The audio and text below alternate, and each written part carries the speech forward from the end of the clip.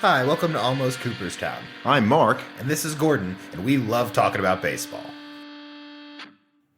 So the pinch hitter is one of the more mythologized kind of players in baseball, I feel like. You see it so often in any kind of media surrounding baseball where it's like a movie or a show. You have that like legendary at bat by the pinch hitter that comes up and gets the big hit. But when you actually look at like what the average pinch hitter does throughout the season, it's really not that much, actually. Actually, most of the time they sit there and they watch the game, and hopefully at some point, if they're needed, the manager will tap them on the shoulder and say, "Okay, go up there and do that, and do your pinch hit thing." And I'm not trying to not talk about it like it's hard. Like, I certainly think it's one of the more difficult things because pretty much the majority of your at bats come at a point where you're not into the flow of the game. You're just gonna get up and try and get a hit off the pitcher. Right, and if you're in a pinch hitting role, that means you're not an everyday player, and that means that probably you're not one of the best players on the team. Certainly, that would be easy to say. Because if you were really that good of a hitter, they would get you into the lineup every day, not like, once in a while. And then that way, baseball is very democratic, right? If you hit a lot, you're going to play a lot. So they'll find a spot for you. Absolutely. So the guy that had the most pinch hits in his career is also the guy that had the most pinch hit at bats. And I think a theme that's going to come through here is that if you get up a bunch of times as a pinch hitter, you're going to get some hits. And the all-time record for career hits is 212. So it's not that many. Not that many. Like that. I think that's the problem with that. But we remember. Pinch hits, because of where they come in the game, are almost always remembered a lot more because you don't have pinch hits for meaningless at bats the vast majority of the time. Usually they're pretty important. And the pinch hit grand slam, right? Now that's the ultimate. And that's happened surprisingly, a lot in the history of baseball. And for a career, the most pinch hit grand slams is 3, which is pretty amazing that you got up 3 different times. And considering how few guys hit grand slams generally, yeah, it is. And Gates Brown was a Detroit Tiger, and he was a pinch hit specialist for them. And if you look back at his career, I think he hit 257 for his carear. When did he play? He played for the 68 Tigers before and after. Was always just another player and had a very good year in 1968, but a pretty unremarkable career in every other way. But he had a lot of pinch hitting. He's the guy that has the most pinch hitting appearances in the American League, most at bats at 400. And certainly you would say that if you were a regular pinch hitter, you're probably going to get more hit at bats with, the bases loaded compared to some guy that almost never does it. It's definitely a kind of a numbers game, unfortunately. So there are, if you think about careers and all that, so there certainly are no guys in Cooperstown that are pure pinch hitters. Which makes sense, just generally from the perspective of you don't have enough opportunities to put together a Hall of Fame career. If you were that good of a pinch hitter, you would be an everyday position player, like we already said. There have been a few players, however, who are very good players, and one that I think we'd all agree is going to be a first ballot Hall of Famer who is not yet in the Hall of Fame, who had a remarkable season pinch hitting. The year was 2017, and Ichiro had 100 pinch hit at bats for the Marlins. Yeah, that's not an insignificant number, certainly. That's almost, you'd consider like a fifth to a sixth of a season for a regular player. And I kind of hate to say it, but I don't remember the 2017 Marlins being very good. And you think Ichiro, was that a guy that you wanted on the bench to have 100 pinch hit at bats, or maybe he should have been playing some more? I mean, he obviously, how many hits did he end up having? Well, it's interesting that you mentioned that because he was in the running for the all-time Major League single-season record for pinch hits, which is 28, held by John Vanderwall of the Phillies back in the 70s. Ichiro was 2 behind, but he didn't pass them. But had he done that in the last 12 games, I think he had 26 with 12 to go, he would be the guy that has the most hits in a season, and then he would be the guy that has the most pinch hits in a season. But which would be an interesting career distinction. But I think, unfortunately, for who do you say, Johnny Vanderwall was the guy that John Vanderwall, yeah, who has the single season record. Unfortunately, that's not a rather famous distinction for him. Well, I have the most career pinch hits in a single season. Oh, I think John Vanderwell loves the fact that he holds that record. I'm sure we're talking about him, so he's doing good right now. Right, but I'm saying at the same time, that's not exactly that impressive of a record, I feel like. And so in looking at the other guys, there was only one other guy that I thought, Smokey Joe Burgess, who was a catcher back in the 40s all the way until the 60s, had a very good career as a pinch hitter after he was a very solid major league catcher. Not a Hall of Famer, not trying to say he was, but kind of did both things and did them both very well, and is up there in the all-time career pinch hit list. Now, I certainly think you would have more famous pinch hitters had the AL not moved to the DH, because you essentially cut the pinch hitter out of an entire league. Well, you bring up a great point, and I was going to ask you that. So this year, right, is the first year that we have the universal DH for both leagues. And so given my guess is that pinch hitting appearances overall in the season could be as many as 75% of all pinch hit at bats in the National League before that. Maybe a little less. I would actually have guessed even higher. Okay, so somewhere in that range. So that would say that if it's half the league is half all the players, there should be about 3/8 less or so pinch hits. This year that's up 37-40% less pinch hit appearances this year, which is and certainly having watched a bunch of the games this year, I think you're seeing less specific pinch hits and more guys getting swapped into the lineup as defensive replacements.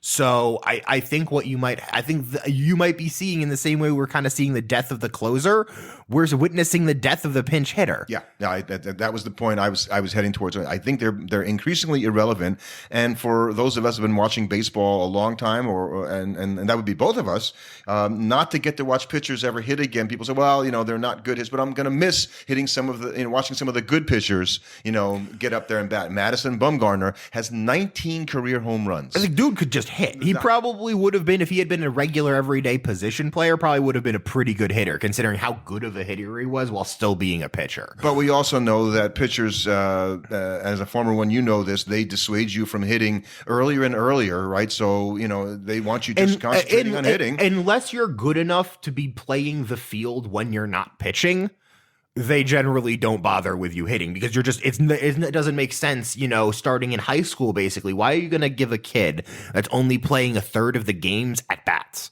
when you can DH for him too in those games? Well, the guys that are specialist pinch hitters today, I don't know that they're going to be specialist pinch hitters that are on the roster, that you can be that one-dimensional and have a guy who's one of your 25 players simply be the guy to get up and pinch hit. The same way you used to have, probably most teams back in the days probably had a pinch hitter and a pinch runner. You'd have a guy that was responsible for both of those things. And now, look, a guy like Billy Hamilton, who essentially should be that, gets designated for assignment with 3 days on the Mets, basically. So single season records are interesting, and because, of course, as a Met fan, this is a guy I watched play. It came up with the Mets at 19 in their first year in '62. Ed Kranepool, who is still with us, glad to hear, and had a .485 average in 1974 for the Mets as a pinch hitter.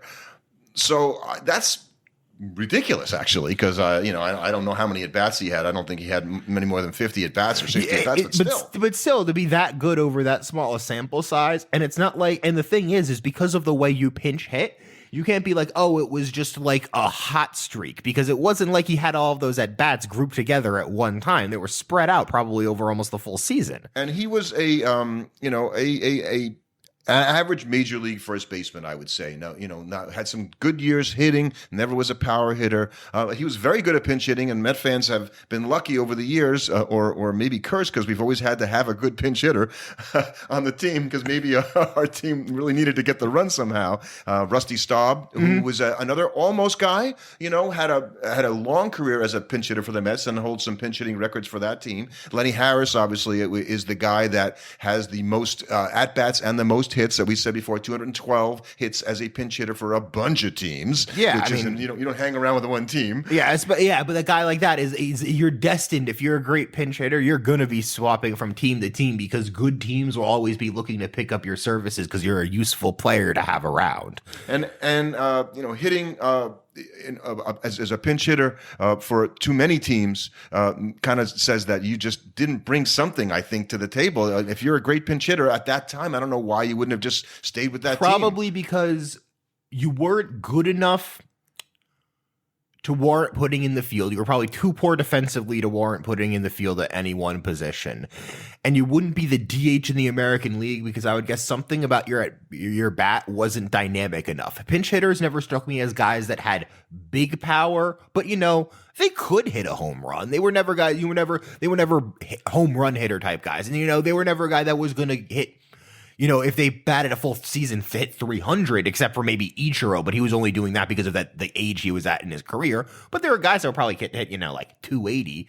But a 280 guy that doesn't hit for a lot of power, that's not a guy you necessarily want in your lineup every day, especially if he's not playing stellar defense. That's a good point. You kind of want a guy that can hit the ball out of the ballpark. Yeah, and that's the problem, is there's sort of those in-betweener players. They're not going to hit for amazing power or amazing average or play amazing defense, but they're useful enough to have around. And the guys that probably stick around as pinch hitters probably have a propensity for finding ways to get hits in big situations. So, and here's because we talk about the American League, and the all-time leader for most pinch hit home runs in a career is a guy you've watched play.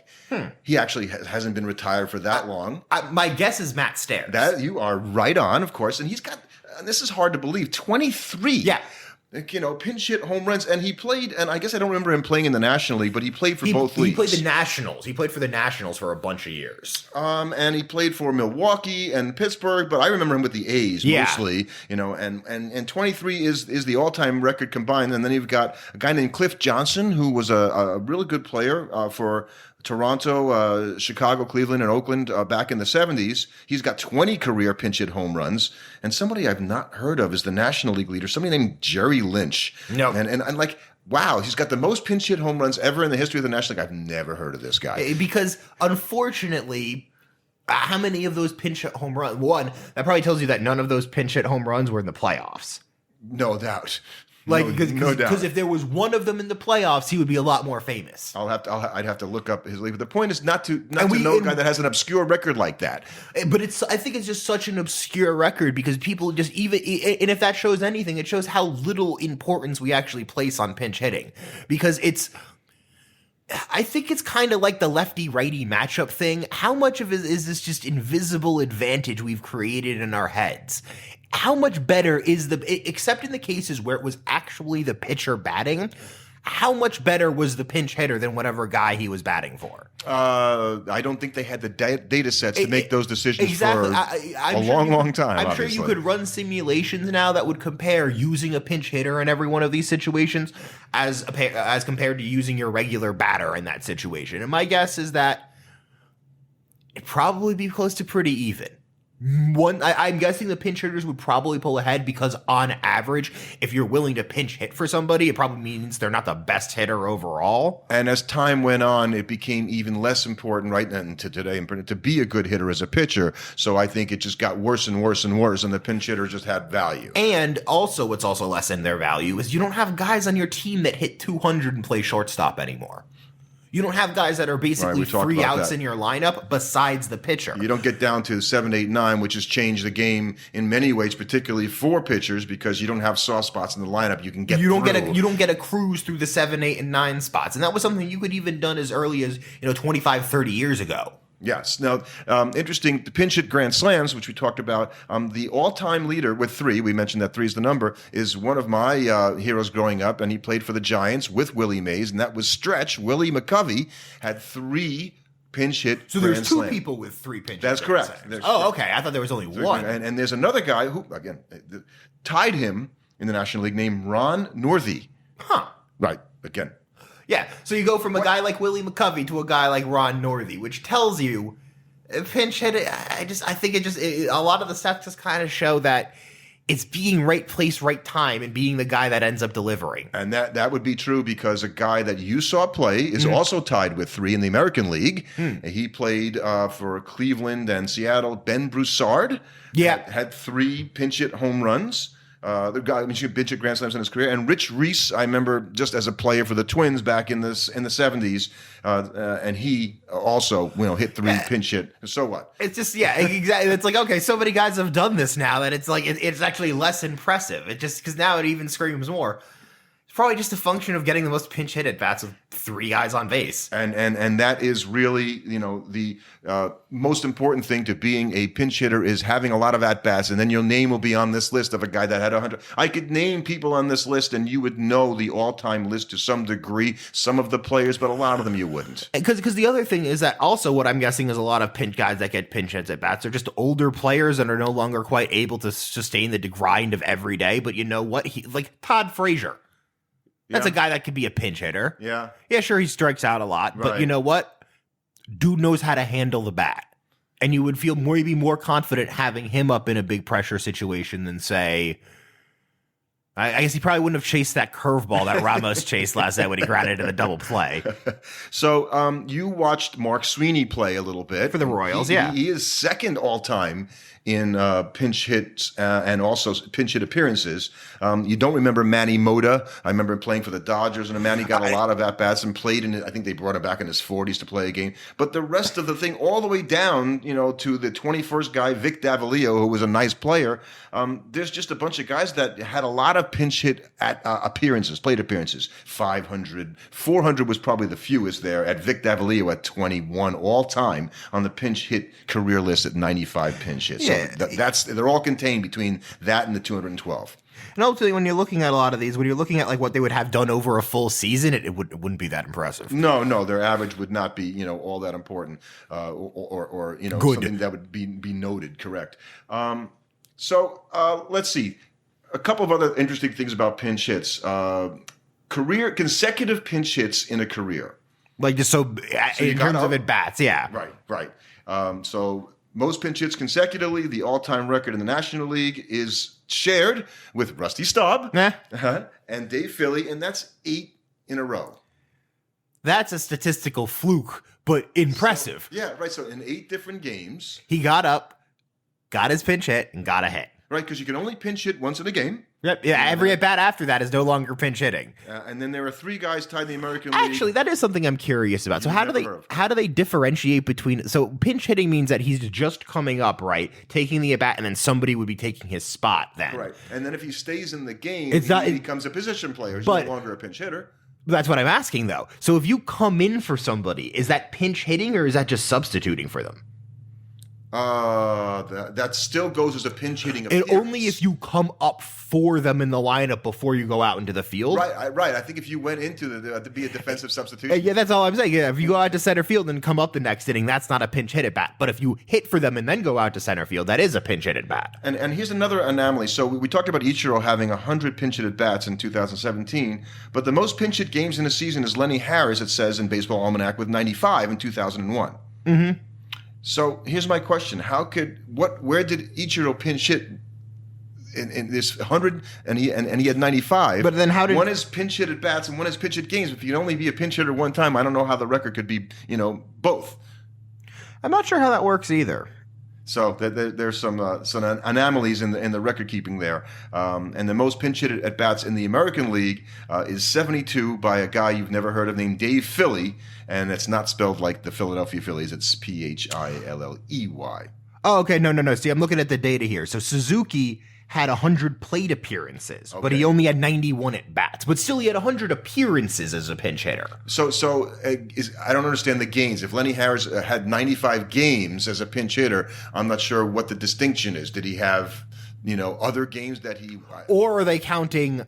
Or are they doing what I'm saying and Ichiro pinch hit for somebody and then continue to at bat? So they just, because technically those are still pinch hit at bats. I have to check on that and get back to you folks. But most importantly, I think both of us feel that pinch hitting is a dying art. It's going to be going more and more out of style, and you can no longer be on a major league roster and have that as your talent. Pinch hits and lefty one-out guys are going out of the way. Right. But I hope that the biggest at bat of the year this year is probably going to be a pinch hitting at bat in the playoffs at that critical moment, because that seems which is why I think it'll never entirely fade away. It's too. The element of pinch hitting is too integral to storytelling to ever completely fade from the consciousness of baseball. The idea of being able to have someone come up instead and take up the important at bat when you're telling narrative specifically surrounding about baseball, how do you pass that up?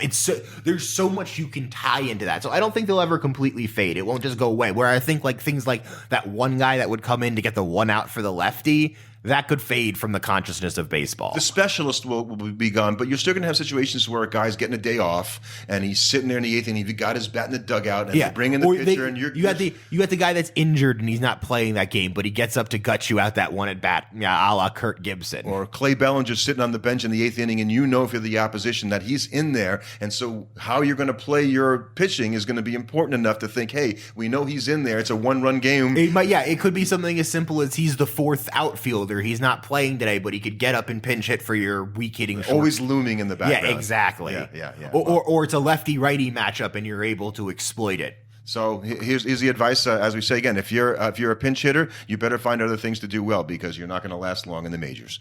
And we'll take you out with one of the most famous calls of all time in the World Series, Kirk Gibson hitting a pinch hit home run off Dennis Eckersley in the 1988 World Series, called by the late, great Jack Buck. Still gives me chills every time. Gibson swings and a fly ball to deep right field. This is going to be a home run. Unbelievable! A home run for Gibson. And the Tigers have won the game 5-4. I don't believe what I just saw.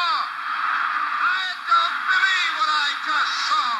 One of the most remarkable finishes to any World Series game. A one-handed home run by Kirk Gibson. And the Dodgers have won it 5-4. Thanks for listening. Subscribe to our podcast on your favorite platform. And you can follow us on Twitter at AlmostCoop.